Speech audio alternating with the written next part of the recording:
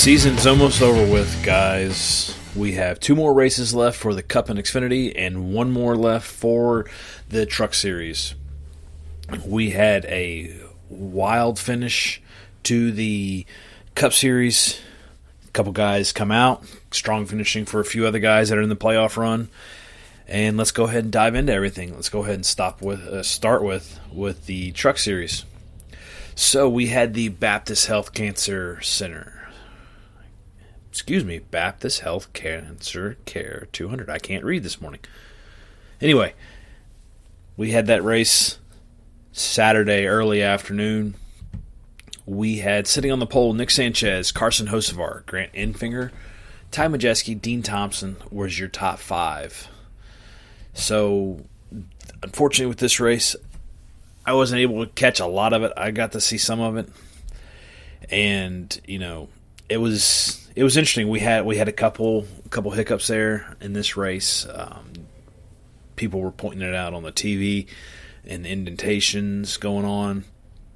So, just looking at everything here, as far as I can tell from what I saw, it was a good race, good battle back and forth. We did have, you're going to have, it's Truck Series. It's going to be a little wild and running. But honestly, nobody was out due to accident. We had a couple guys that were out for electrical issues, and we had a 1 disqualification. But other than that, this race ran well. You could see how the track was running and the different groove findings, especially in the Cup Series, how they could run up high, some could run low, and that's what I like about this track. To me, it doesn't play. I know I've said in the past, I can't stand mile and a halves, and I said a little bit about this one, but this one's different, and I think this one's different to me because we only go there once a year, and it's towards the end. Previously, it was one of those races that we ran the championship, and I've said it numerous times, and I'll say it again. I think the championship race shouldn't be at a track that we have gone to more than once. If we've already gone to the track once this season, why are we going back for a championship?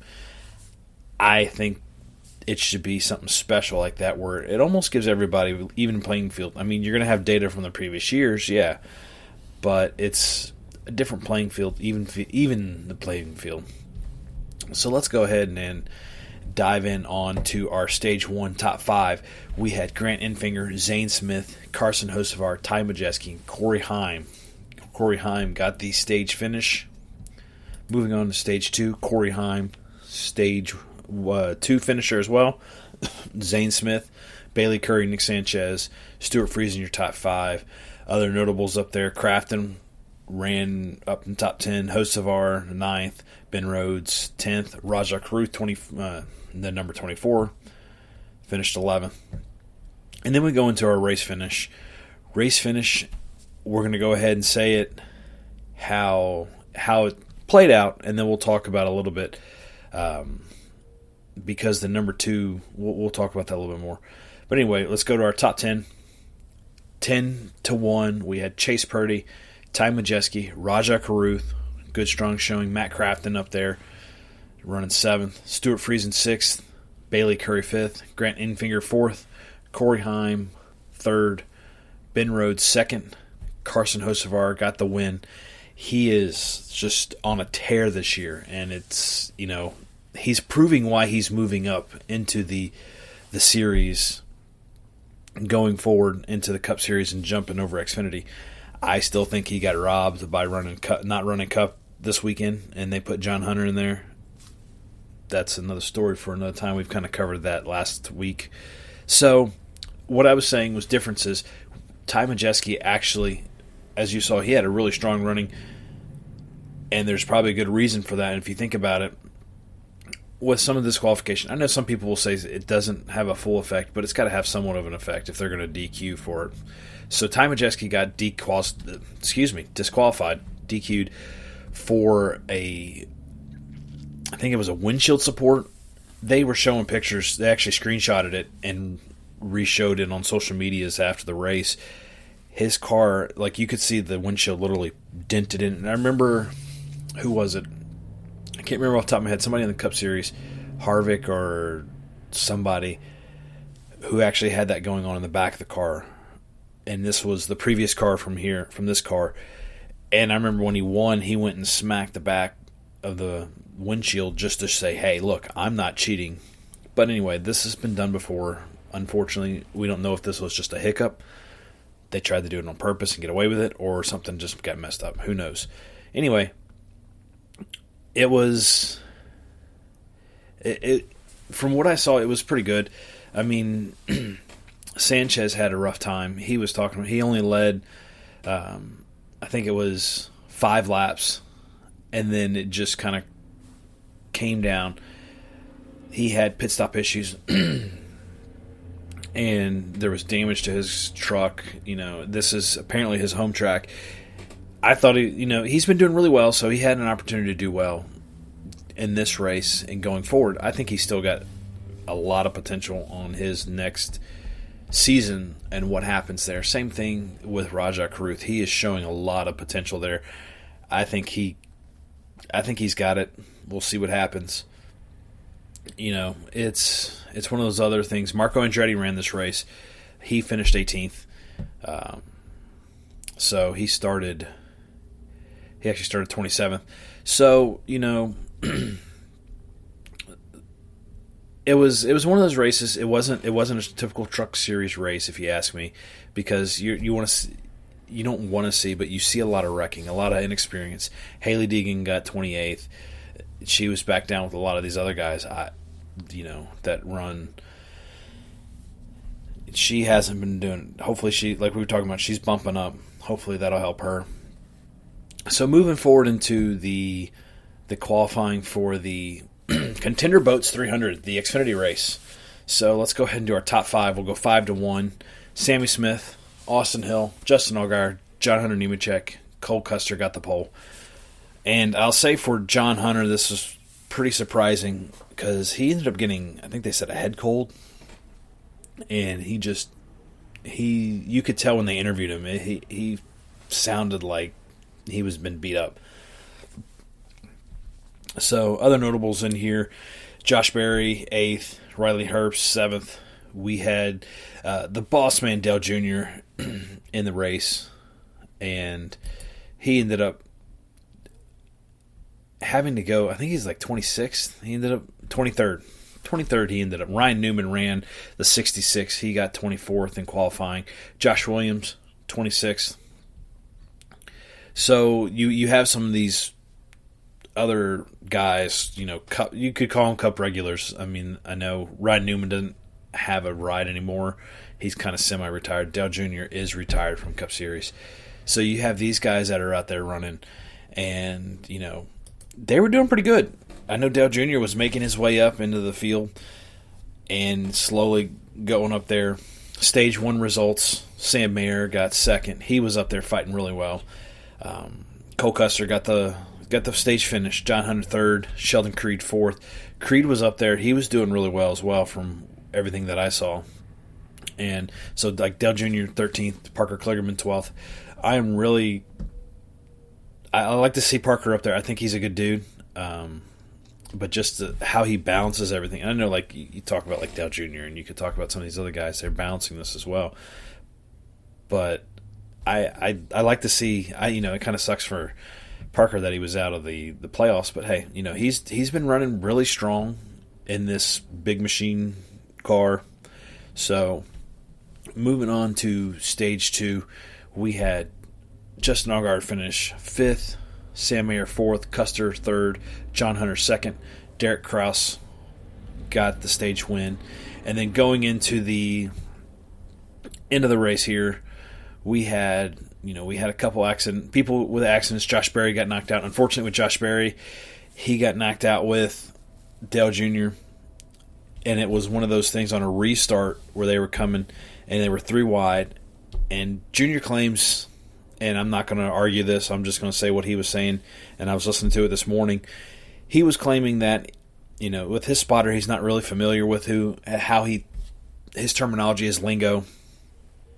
So he heard him say 3 wide, middle, 8, top. if I remember what he was saying.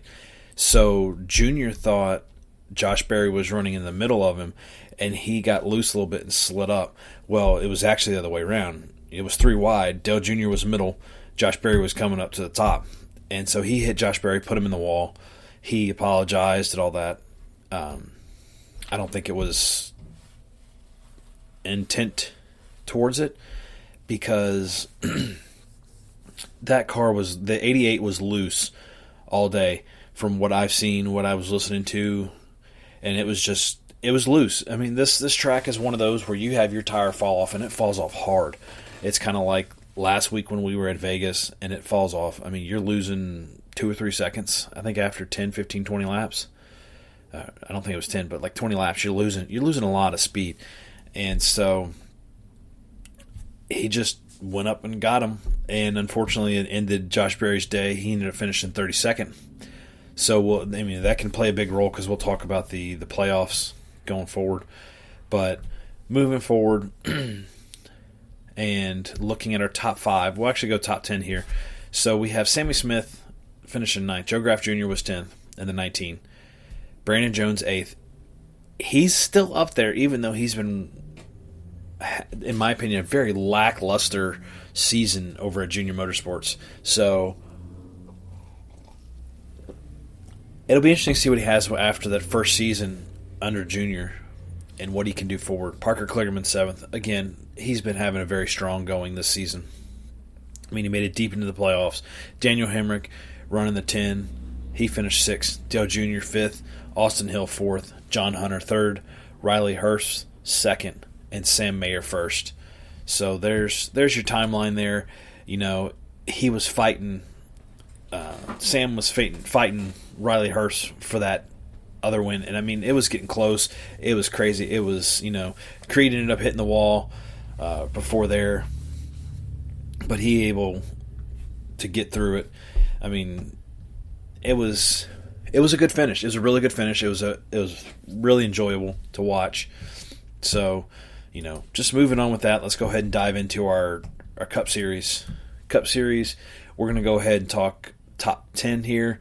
We have Ryan Blaney 10th, Ty Gibbs 9th, Ross Chastain 8th, William Byron 7th, Austin Dillon 6th, Larson 5th, Keselowski 4th, and then Toyota just wrecked it on 1, 2, 3. We had Reddick 3rd, Bubba 2nd, and Truex got the pole. It was promising for him, but he just couldn't get it together. This boils back down to what in the world happened during his regular season. They were hit or miss. I mean, going last year and the year before, I still will hold to my guns that maybe Small is not the right person for crew chiefing. Because it's almost like they're not making changes. You go and see them, and they don't really make any wedge changes or anything like that, track bar changes that you see some of these other guys making. They're just all making tire pressure changes for the most part, from what I can see and what I can hear, and it gets really frustrating. Even listening to the scanner radio and seeing what's going on. I mean, Christopher Bell was getting frustrated halfway through his. They were replaying his radio on the TV. And, I don't know. It's one of those things. I know it's one of those fine lines. I still stand to my saying and my thought process that I don't think James Small should be the one up there. I don't know who would be up there. I mean, he's won races, yeah. I'm not going to argue that. I just don't think he's the right fit. Maybe not for this team. I don't know. Anyway, let's go ahead and move on to the Stage 1 finishes. Our top 5 were Truex, running 5th. So he dropped back, and I think he dropped back quite a bit and then came back up. I mean, he lost some spots on pit road. Pit road was horrendous for him. He had to go around John Hunter. John Hunter went far into his stage box. I mean, it's just, we'll follow it up a little bit further on here. So Truex 5th, Byron 4th, Blaney 3rd, Keselowski 2nd, Larson 5th. Keselowski has been having some strong runnings, but he can't close the door. He can't seal the deal. So, moving forward here, going into our top 5 for Stage 2, Keselowski 5th, Denny 4th, Larson 3rd, Byron 2nd, Blaney 1st. Blaney, he started 10th, and he was running top 10 the whole pretty much time. I mean, you could say the same thing for Truex. He was running top 10 until something took him out. Even after the fact of what his team was doing, slow pit stops, messing up pit stops. I mean, this was horrendous. He said on the radio, and I know NBC actually put it out there, he's like, we're having bad calls on the box. Our pit crew stinks right now. I'm in here doing it all myself. And, that's been the same song and dance for him for a while. Larson's been up and down. He runs in the back, then comes all the way up top. I mean, that dude, he hasn't changed his style. Same thing with Reddick. They haven't changed their styles from whenever they change teams. They run up against the wall, and they were like, it was crazy watching how close they were up against that wall and how they were running. Again, tire fall off was nuts and crazy, and see how things were happening. Going forward, we'll see what, we're getting closer. We have one more race until we for Championship 4. We have, after this race, and I won't tell it too much, we have 2 locked in there, which we'll talk about a little bit. But we had some wrecks. We had, John Hunter wrecked. He got into a mess. We had Denny Hamlin. Denny Hamlin sat there, and he spun, and he wrecked. Truex's engine blew. The biggest one that people were like, what in the world just happened, was Ryan Blaney, and this kind of messed up Keselowski, and it messed up Truex. Because if we look, and I'll go ahead and say this one because he's so far back, Keselowski finished 28th, and I think part of that was just what in the world happened with this. So Blaney and Larson, and I mean, they were going back and forth fighting for the lead. One guy would get out, and then a couple guys would come up and they would catch him. They never got out to that typical mile and a half lead that you would see where it's like 5-6 seconds going out there, 4 seconds. I mean, I think they would get out to like 2 seconds, a second and a half, and then they would just get reeled back in, tire fall off, and everything going on. So with that being said, Blaney and Larson are coming in to pit. Blaney slowed down a lot earlier than, and I'm not putting any blame on this on him, but he slowed down really quick. After that slowdown, you see Larson coming in hotter than hot. I mean, he was claiming, I know by what they were saying, how you could see, he was pretty dead set, and he was relying on his brakes that he could stop and get to pit road speed right at the line. I don't think that was going to happen. He came in, and he was like a rocket ship on wheels. He came flying in, and he saw Blaney, and he literally tried to get out of the way and hit the barriers right in between. I mean, he smacked them, sand everywhere. They ended up red flagging the race for a little bit so they could clean it up. I mean, this was nuts. And he actually hit Blaney a little bit too. And I think what he was saying was he didn't expect Blaney to be that slow going in. I mean, when you look at it, he was coming in hot. Like, I don't think he would have. I think he would have gotten too fast entering pit road if nobody was there and he wanted to do what he wanted to do, because he was slowing down, but he wasn't slowing down. I don't think he was slowing down enough. Let's put it that way. So you had that kind of going for it, and that hiccup. Byron moved up and marched to the top. I mean, him and Larson were up there fighting and moving up. They were the only 2 Hendrick cars that seemed to have anything going forward. It's been a weird season for Chase, from breaking his back, or excuse me, he didn't break his back, he broke his leg. That was the 48, and Bowman breaking his back, and then his suspension that he had, he just didn't have it. So he's been having a poor run. Same thing with, the 48's been up there. It's been pretty bad for him. But let's go ahead and dive into our top 5 for the end of the race. We had A.J. Allmendinger, who has secured, I saw it somewhere, I'm going to see if I can find it real quick, with A.J. I think he has had one of the only drivers that's had a consistent top 5 recently. But, I mean, A.J.'s up there running really well. William Byron, 4th. Tyler Reddick, 3rd. Ryan Blaney, 2nd.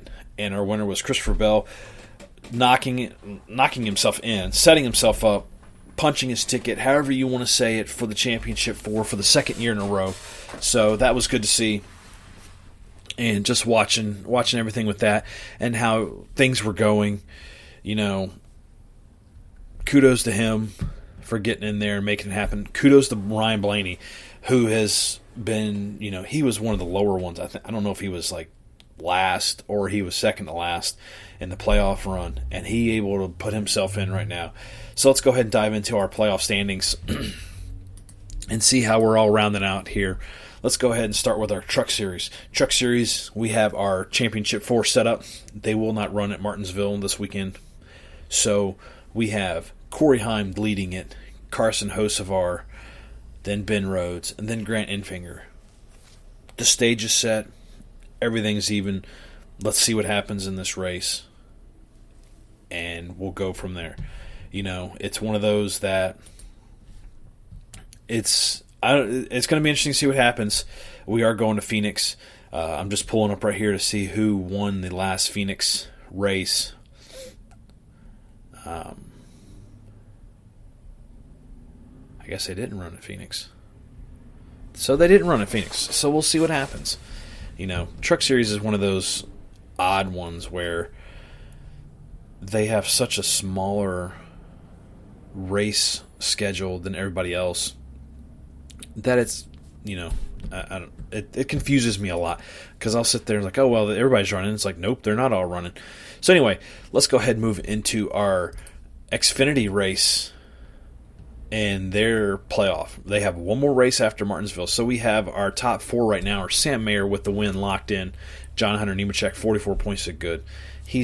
Unless he wrecks or finishes, I think, outside top 15, I think he's going to be good. Cole Custer 3rd. Austin Hill 4th. And then the outside looking in, we have Justin Allgaier, Sammy Smith, Chandler Smith, Sheldon Creed. Sheldon Creed, pretty much Sammy, Chandler, and Sheldon are going to be a win and get in because they're so far back. I could see Allgaier over Hill. Hill's had very strong. I think Allgaier is going to have a winner get in, or, just Hill. It's going to be interesting to see what happens. Our last winner at Martinsville was back in April, and that was John Hunter. So, if John Hunter repeats, it's going to be interesting to see what happens. So, moving forward with the Cup Series. Cup Series is the one where, oh my goodness, we had Blaney bumping up. So, the way everything looks here is we have Christopher Bell and Kyle Larson both locked in. William Byron and Ryan Blaney are 3rd and 4th. Byron's up 30. Blaney's 10. So, for these guys, I think Byron's going to be pretty much locked in. It's going to be tough for him to get knocked out. Unless something happens, he gets laps down. It's Martinsville, so we don't know what's going to happen. Then we move into Blaney, 10 points. He's going to be the one fighting with Reddick is 5th, Truex is 6th, Denny 7th, Chris Buescher is 8th. Chris Buescher's in a win and get in. He is so far back. Denny Hamlin, Truex. It's going to be interesting to see what happens. I think they're going to have to get stage wins. They're going to have to hope Blaney doesn't have a good race, and go with that. Same thing with Reddick. I think Reddick has a bigger chance of getting in than Truex or Denny. How it's going to play out, I don't know. It's going to come down, I think, to a win or a top 2 finish with the other guys outside the top 5 or even lower outside the top 10 and not running well. It's interesting to see what happens with that and go forward. So looking back at our winner for Martinsville in the spring was Kyle Larson. If he wins, this is going to play out to be really interesting. I really don't know how it's going to happen. I think it's going to have to be a winner get in. Martin's really good at Martinsville. Denny is really good at Martinsville. We'll see what happens. And I'm going to piggyback off those comments that I made with Martin and Denny being really good at Martinsville. This goes back to Jeff Burton once again saying things that just makes somebody go, what in the world are you doing, dude? And the reason I say that is, he sticks and he puts his blinders on and stays with one person, totally forgets the other person. So, example of that was, Denny and Martin got knocked out about the same time. Martin stayed on the track a little bit longer than Denny. His incident happened later, so he finished one spot above Denny Hamlin. Denny Hamlin got his wreck. He's sitting on the wall, frustrated as can be, and he's about to go to info. Well, Jeff Burton's over here. Well, he's going to have to win Martinsville. He's great. He does really well at Martinsville. He's great at Martinsville. He's like, this is one of his strong tracks. Denny. And it's like, dude, okay, so you have Truex that's done really well. I mean, Larson's been done really well. But, I mean, we're talking about two guys that have knocked out and have hurt their playoff chances because Larson's locked in and Bell. So we're going to kind of ignore them for this argument. Why don't you be regular? Why can't you give equal time? Let's talk about Truex doing this. I mean, I feel the same thing happened when Bubba was in the playoffs. And it was like, Bubba. Okay, let's talk about a couple of the other guys. Oh, we have a leader? Let's talk about the leader a little bit. Let's forget about the rest of the 8 guys, or the 7 guys running. 10 guys running. Leader and Bubba. Then Bubba. It's like, guys, get off of the Bubba train. Yeah, he's been running well. I'm not going to take that away from him. He's been running really well. But when you have, like Bubba was in the round of 12. When you have 11 other guys running and you put more than half of your time focused on Bubba Wallace instead of these other guys, I don't even like Denny Hamlin. Denny Hamlin, Martin Truex, William Byron, Ryan Blaney, Kyle Larson. These guys deserve more attention than you're giving them. And it's very frustrating. I mean, even the leaders. If you have a leader that is not a playoff contender and you're still sitting there talking and have the camera sucked on Bubba Wallace, you're pissing a lot of people off. I'm sorry. I'm not going to mince my words. You're pissing a lot of people off because they get sick and tired of Bubba Wallace. You're a Ricky Stenhouse fan. You're not seeing too much of him on TV because he's in the back. And this is why I am still a strong proponent, and I want to get out to more races next year, of going to the race, especially if you have a driver, especially if your driver is not one that can run up in top 5 or more, especially if your driver doesn't have a history of winning, especially if your driver is not part of Hendrick, part of Joe Gibbs, because you're going to get little to no time. I mean, they crap all over Corey LaJoie if he goes up there and starts running well. He's not supposed to be up there. Something's wrong. They can't accept the fact that this car is supposed to level the playing field like NASCAR's been talking forever, which, in my opinion, it really hasn't. But level the playing field and actually bring people that people don't know that well. I mean, people know Corey LaJoie, and I like Corey LaJoie. I think he's I'd love to meet him. I think he's a cool dude. He's got his podcast. He talks about that. His dad makes seats, the Joy of Seats, or Joy of Seating. But anyway, his dad's a former racer. He gets crapped on because he's on a lower team. Where, I mean, let's go back in the history of him, everything. Corey LaJoie was kicking the butt of Chase Elliott, Kyle Larson, these guys in the lower ranks. And he took a different turn than these guys did. And so now you're going to crap all over him because of his choices. I mean, I feel that's kind of wrong. I see NBC doing it more than any of the other guys.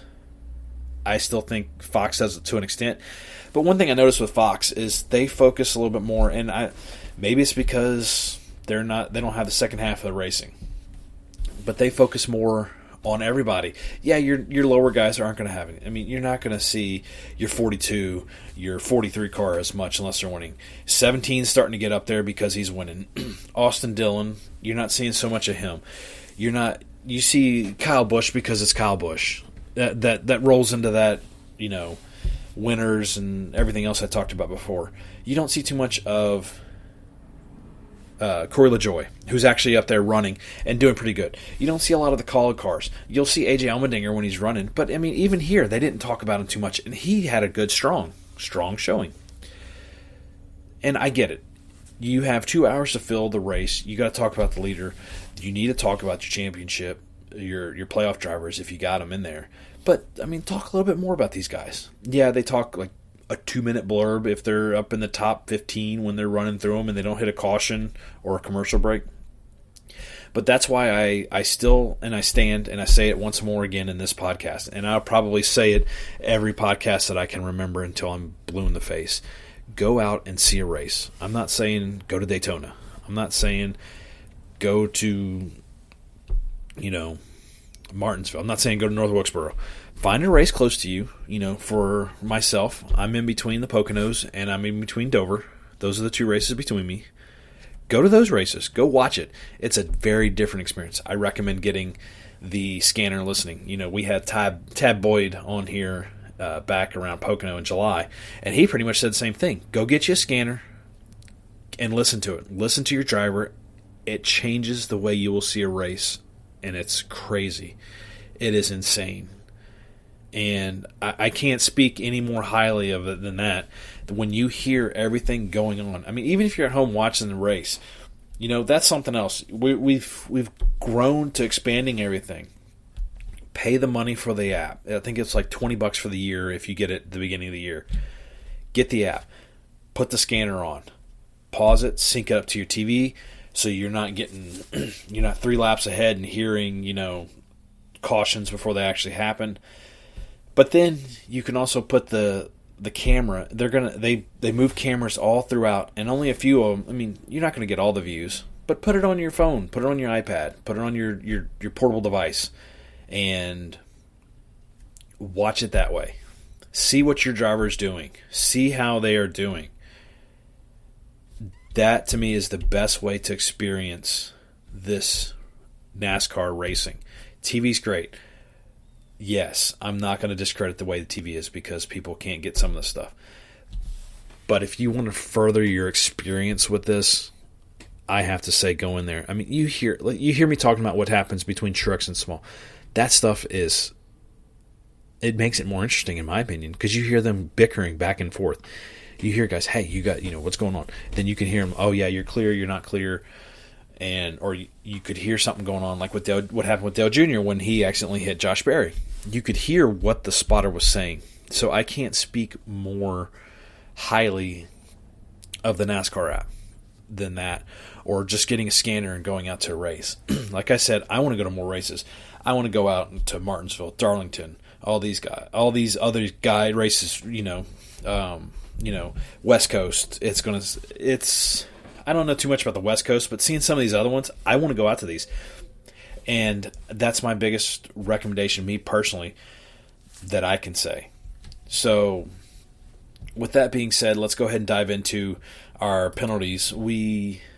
Penalties get put out on Wednesday, so unfortunately with this podcast, and this is something I'm going to change next year, we miss the penalty report that happens for the race. So, I'm recapping Las Vegas because Ty Gibbs, he lost the wheel.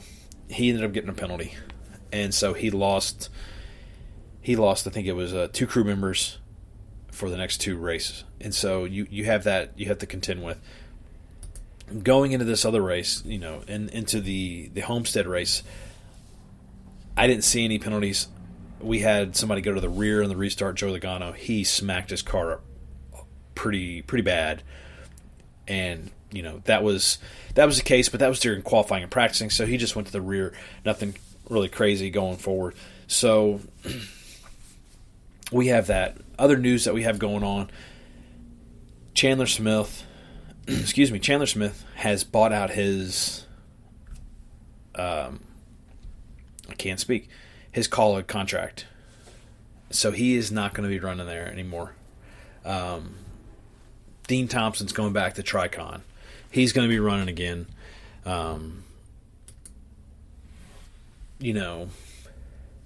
We had, Ryan Blaney, pretty frustrated with Denny Hamlin on the way he's run.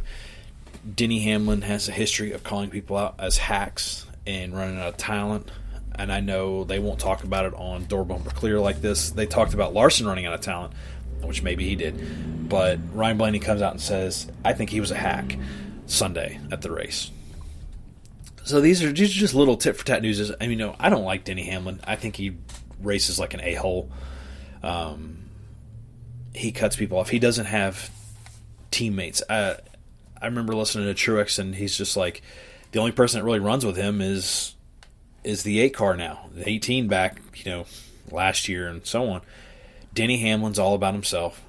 Christopher Bell, he runs well, but and I'm talking about like up there. Christopher Bell, he's got flashes. He's good. I think he's going to be good long term. He's good now. So, but Denny Hamlin's not a team player in my opinion.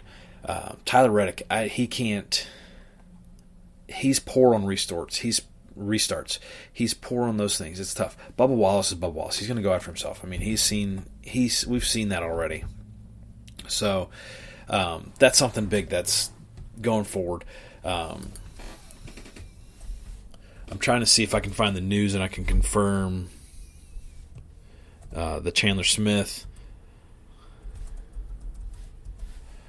So he is going to be buying out his contract. He's not returning next year. I think I saw somewhere, and I just want to see if I can confirm this before I say it. I heard rumor that he's going to be going to Joe Gibbs Racing next year. I don't. This article I'm looking at doesn't really say too much about it, but I heard that he is. He's yet to be announced. I think he's going. Rumor has it he's going to Joe Gibbs. So that leaves a car open for Kaulig. You had the 16 in Cup. There's nothing told there on what's going on there, so who knows what's going to happen there. So we're starting to get into that silly season. We've been in it. We're starting to get into the thick of it because we're running in. And people got to remember, baseball season, my team just got kicked out last night. But baseball season, you run from, middle of October for most teams, the playoff team, November, that wins the World Series, I should say, or even the championship series teams, the 2 pennant winning teams. You're talking November-ish, beginning of November. So you're running November, and then you get back into it into February, little bit. You start playing game by March and middle of March. These guys are going to be ending November 5th. Then they get back into the car and start running. That is in January, into January. They have media, I think, in January, but you're talking February. February, you have your clash and everything. So it's a very small window of time. So, I mean, these seasons are small, so it's like you could almost call the whole year a silly season. And I could see why people say, hey, this takes a toll. I want to retire. You get into other things. And even calling it being a special, helping out the teams in other capacities and so on. So, moving forward, let's go ahead and dive into our, going forward, we got Martinsville. We have, for our Cup Series, our notable guys going out there, we have 15 is going to be J.J. Yaley, host of ours back in the 42. He should be back at the 42 for Martinsville and Phoenix unless Legacy pulls out the carpet underneath him again and puts John Hunter in there. You have Ryan Newman back in the 51 and B.J. McLeod's going back in his 78 to run at Martinsville. Entry list for the Xfinity 500. Let's see if we have any notable guys. B.J. McLeod's going to be running the 78. Oh, that's Cup Series. Xfinity 500 is Cup Series. So let's go ahead and look into our schedule for Martinsville 2. So Friday we have Xfinity practice and qualifying starting at 5 Eastern. 5:35 will be qualifying. It will be on USA, not on the radio. Saturday we have our Cup Series practice and qualifying on USA. It's going to be on MRN and SiriusXM. And our Xfinity race starts at 3:30. So our Cup Series practice and qualifying starts at 12:35, 1:20. They'll clean up the track, whatever they need to do, get set up for pre-race, and 3:30 Eastern is going to be our Xfinity race, Dead On Tools 250 on USA on MRN. And then Sunday, the 29th, starting at 2 Eastern, so probably 2:15, I would say, is going to be green flag. The Xfinity 500, that is going to be on NBC once again. MRN's got the radio call with SiriusXM broadcasting MRN. And, if you ever want to watch any of this stuff, and you don't have TV or you're out, you can get the NBC Sports Plus and watch and watch the races. Everything's streamed on there. Even if it isn't on TV, it will be on the NBC Sports Plus. I'll see if I can get you a quick price on that. I can't right now. I'm not going to hold you guys too long. But anyway, NBC Sports Plus has just about everything streaming, but then we just go forward. So 2 o'clock Eastern is our cutoff race going into the Championship 4 for the Cup Series.